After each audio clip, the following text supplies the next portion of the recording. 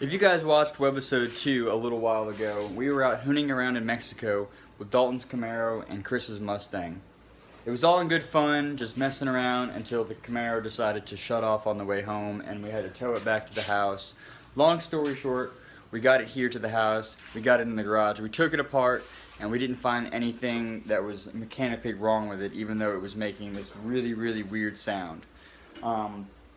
We drained the oil, we didn't find any metal shavings, we changed the oil out in it, we put some STP engine treatment. It's just like a thicker grade of like oil. It just kind of helps to quiet things down and resolve any like bearing wear issues or any issues that you may think you have. Basically it just saves your motor, kind of like a stop leak or something. You're just trying to, I don't really know. We tried it, it didn't work. The motor has an awful knock now. First it was in the back corner, like up towards the driver, like the driver head, yeah, like the head area. It sounded like a roller was stuck, or like a lifter had gone bad or something. And we pulled it apart. We didn't see anything wrong with it, and we were just like, I don't know. Anyways, long story short, Dalton went out and got a new Honda Accord last night, and he's gonna turn his Camaro into a drift Camaro. Though that's the plan. Just a 5.3 to drop into here, and we're gonna figure out what we're doing with the trans. And there's just so much ahead of us, and it's kind of like overwhelming that we're talking about it right now. But I figured I wanted to bring you guys up to speed, and I guess introduce the series, because either way you're doing it, right? Yeah. Yeah. It doesn't matter either way. He's not gonna sell a car, so he's gonna put something in it. So we might as well film it and bring you guys some content. So I don't think there's any sort of, what is this, Gen 5? Yeah, 5th gen. Any Gen 5 Camaros on the road with like an LS1 swap. I mean, obviously there's like your... There's one that's got an L99 swap, which is a 6.2, which is regular SS, which is what I wanted to do. But at the same time, it's hard to find a decent roller, or even one that had a decent rear end with a decent trans and motor that hadn't been hit like in the back end, so you could get the rear end and use the rear end instead of buying like an entire parts car. Yeah, I guess. Which is what I was trying to do. I wanted to buy a salvage title and then see what I could find from there, but it's too far, few and far in between. It's hard to find. Yeah. So. And LSs are a dime a dozen. There's like 6 of them in the junkyard. We've already looked it up, doing some research. So we're gonna start by ripping the front end of the Camaro off, taking the hood off, taking the front end.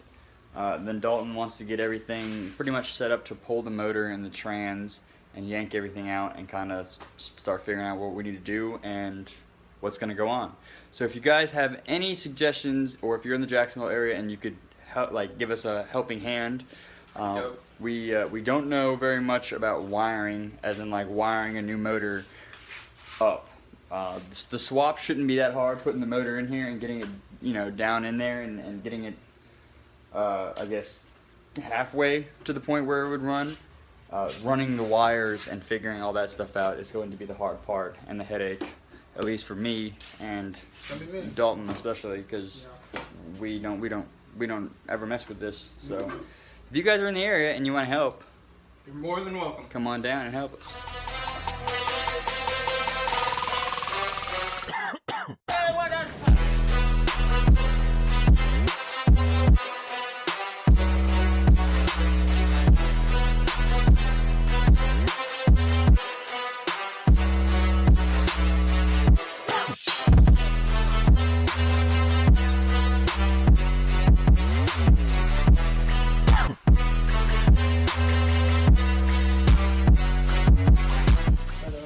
Front clip is now off. Dalton is going to be draining the coolant and the oil, getting this thing ready. I think from there we're just going to start pulling everything out, the radiator, hoses, AC condenser, and I think we're just going to have this thing pretty much ready to pull out is the game plan. He's also going to start stripping out the back seats and the trunk. The battery's already relocated to the rear, so that's really convenient. We should be able to use these power wires and stuff.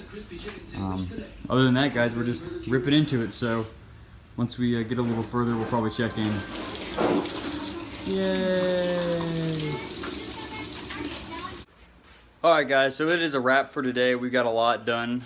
We ended up pulling the drive shaft out of the Camaro. We pulled the exhaust. We got all the fender liners out, the intake. Most of the wiring harness and such is all pulled off the motor. We're going to go pick up a cherry picker right now from our buddy Daniel Soraka. I don't know if you guys remember him. He helped me with my 240 when I pulled the motor out of that. He let me borrow his cherry picker. So we're gonna take Dalton's truck, run over there, grab the cherry picker, and I doubt we're gonna finish it up today. We'll probably do it tomorrow and try to pull the motor out of that car tomorrow.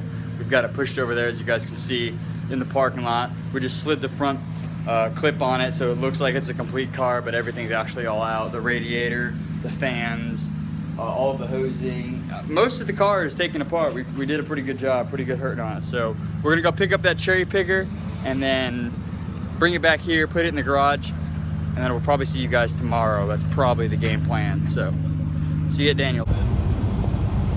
Doesn't this look familiar? My day one subscribers. This is so sad. Anyways, we're on the west side. We stopped at Daniel's house. Picked up his cherry picker. I don't know if you guys remember Daniel, but he helped me with my 240. Let me use that cherry picker to pull my motor and put my motor back in. So I do think the game plan is to head home. It's getting to be about 5 o'clock, so we're probably gonna head home, call it a day today, and jump on it tomorrow or possibly later tonight. But that is that, guys.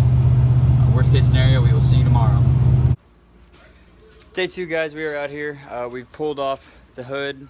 We've got this thing pretty much ready to come out. We got to pull off some more stuff from the wiring harness. We're just picking up where we left off yesterday.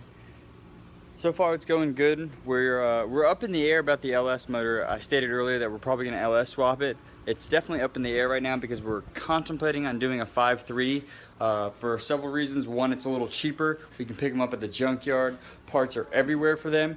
And 2, iron blocks can hold a lot of boost. So if Dalton can come up with a little bit of money, we can throw a turbo on it and get a little like bass tune for it and just beat on it. He wants to throw some cams in it, so we'll have to see about the whole tuning thing. But first we need to get this motor out, all this wiring stuff out of the way, and figure out what we're doing from there. Florida is really hot. We are making really good progress. The motor is just about ready to come out. We've got like most of the wiring harness off, fuel lines disconnected, hose, all the heater hoses are disconnected, AC's disconnected, the condenser's out. Everything is almost ready to go. Dalton's underneath the car right now, pulling off the harness off the transmission, and O2 sensors. O2 sensors? Yeah. Getting O2 sensors off, and then he's also got to make sure the cross member is ready to go, and then we're going to roll the car out of here and put the cherry picker on it and pull it out. Everybody say hi to Daniel. He's back on the channel because obviously I'm back in Florida and it's his cherry picker. So yep, that is the game plan, guys. I'll show you what's going on real quick. The way I'm already getting scared of what's There's the wiring harness. Yeah. Pulled off there. Fuel lines off. Dripping fuel on me, bro. It's getting fuel on Dalton. That's down hiding in there. You can see his face or his arm or whatever that was. I saw it, yeah. Oh, there he is. You want me to jack this up more, or is it scary? Leave it alone. Like rocks back and forth. Yeah. It's too high in the back to where it's not touching the jack stands at all. Yeah, that's sketchy. You want another rag for that fuel dripping over there? Here's that. I can't find you a flathead right now. I don't know where all your flatheads are.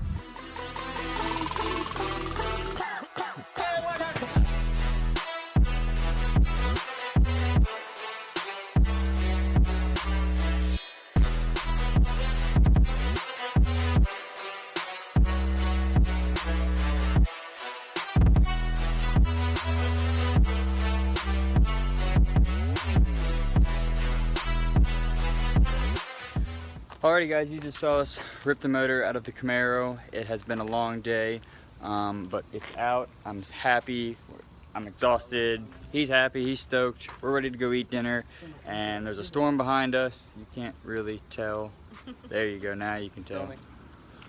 There you go.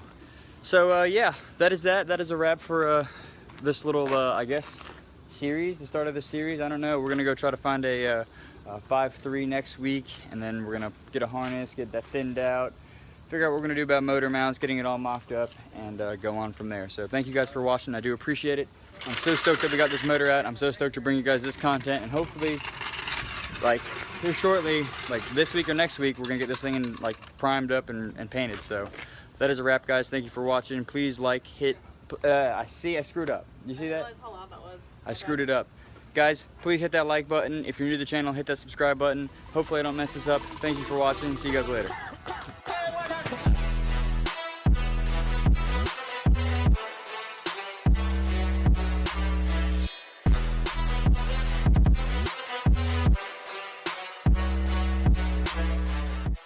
100% honest, was a lot easier to put the motor in the bed of the Ford rather than trying to fight it up this hill. That's ironic, So, though. It's a Chevy motor in the back of a Ford. bye.